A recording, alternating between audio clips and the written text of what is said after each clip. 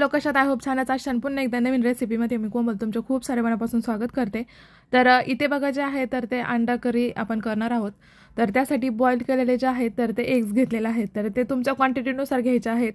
तर त्यानंतर बघा स्पोकचा जो म्हणजे अशा जो काटा चमचा आहे तर तो प्रत्येकाच्या घरात असतोच, साहजिकच आहे. तर त्याने आपल्याला अशा पद्धतीने साचे किंवा त्याला खाचे अंड्याला जे आहे तर ते मारून घ्यायचे आहेत, कारण की आपण जो मसाला आहे तर तो त्यामध्ये जावा यासाठी. तर त्यानंतर बघा कढईमध्ये छान असं मी आता तेल तापवून घेणार आहे आणि तेल तापल्यानंतर आपण त्यामध्ये वाटण जे आहे तर ते वाटण घालणार आहोत. तर बघा ह्या वाटणामध्ये कांदा, लसूण, खोबरं, आलं आणि कोथिंबीर यांचं जे आहे तर ते हे वाटण केलेलं आहे. तर ते जे वाटण आहे तर ते वाटण्या अगोदर कांदा, खोबरं जे आहे तर ते छानपैकी आपल्याला भाजून घ्यायचं आहे आणि त्यानंतर आपल्याला त्याचं असं छान प्रकारे वाटण करून घ्यायचं आहे. तर ते वाटण जे आहे तर ते आपल्याला तेल सुटेपर्यंत यामध्ये छान असं भाजून घ्यायचं आहे. तर ते खमंग आणि छान असं भाजण्यासाठी आपण चवीप्रमाणे त्यामध्ये टाकणार आहोत मीठ.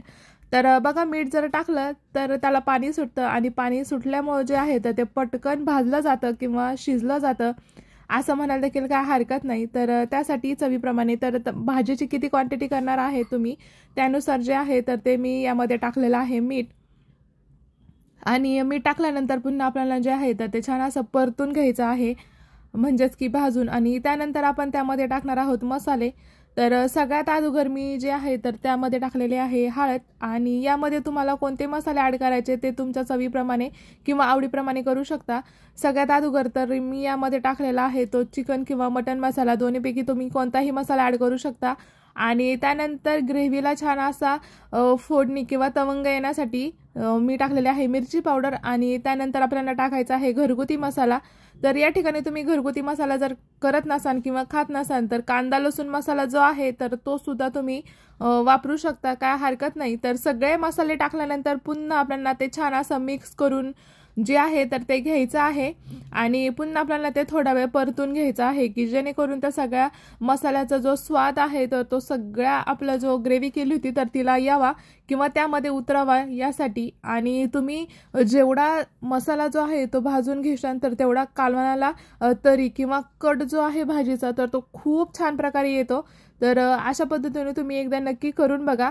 चॅनल नवीन असा चॅनलला सबस्क्राईब केलं नसेल तर चॅनलला आवर्जून सबस्क्राईब करा. आणि तेल सुटेपर्यंत जो आहे तर तो आपल्याला मसाला अशाच पद्धतीने घ्यायचा आहे भाजून. तरी ते बघा छान असं तेल सुटलेलं आहे. तर त्यानंतर मी यामध्ये टाकलेले आहेत ते अंडे. तर या ठिकाणी अंडे जे आहे तर ते तुम्ही मधोमध कापून सुद्धा टाकू शकता किंवा मग अशा पद्धतीने जरी टाकले तरी काय हरकत नाही. आणि यानंतर आता तुम्ही गरम पाणी देखील यामध्ये ॲड करू शकता किंवा मग आपलं जे नॉर्मल टेम्परेचरचं पाणी येतं तर ते सुद्धा यामध्ये तुम्ही ॲड करू शकता.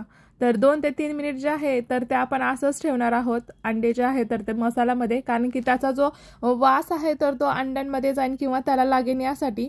आणि त्यानंतर तुम्हाला जेवढी ग्रेव्ही हवी आहे तर तेवढं तुम्ही यामध्ये पाणी ॲड करू शकता.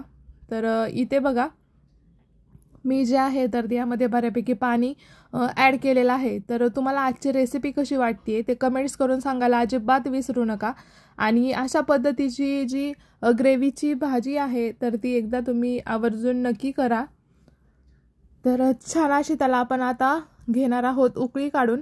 आणि तोपर्यंत जे आहे तर एका साईडला मी जे आहे तर ती थोडीशी कोथिंबीर जी आहे तर ती कट करून घेणार आहे. तर ती आपल्याला लगेच न टाकता जेव्हा कालवणाला उकळी येईल तर तेव्हा आपल्याला त्यामध्ये टाकायची आहे. तर इथं तुम्ही बघू शकता आपली जी भाजी आहे तर तिला किती छान प्रकारे तरी किंवा कट जो आहे तर तो आलेला आहे. तर अशा पद्धतीची झणझणीत अशी जी भाजी आहे झटपट, साधी, सोपी आणि पटकन होणारी म्हणायला देखील काय हरकत नाही. तर ती साधी सोपी अंडा ग्रेव्ही किंवा अंडा मसाला म्हणायला देखील काय हरकत नाही. तर ती आपण आज केलेली आहे झटपट होणारी. सो आजची रेसिपी कशी वाटली तुम्हाला ते कमेंट्समध्ये नक्की सांगा. आणि यासाठी जे साहित्य लागणार आहे तर ते मी डिस्क्रिप्शन बॉक्समध्ये दिलेलं आहे, तर ते एकदा आवर्जून नक्की बघा. तर छानपैकी भाजीला आता आलेली आहे उकळी आणि त्यावरती जी आहे कोथिंबीर अशा पद्धतीने बुरबुरायची आहे आणि झाकण ठेवून थोडा वेळ गॅस बंद करून तशीच ठेवायची आहे आणि नंतर तुम्ही सर्व करू शकता. सो आजची रेसिपी तुम्हाला कशी वाटली पुन्हा एकदा सांगते, तर ते कमेंट्समध्ये सांगायला अजिबात विसरू नका. चला भेटूया अशाच एका नवीन रेसिपीमध्ये. तोपर्यंत बाय बाय.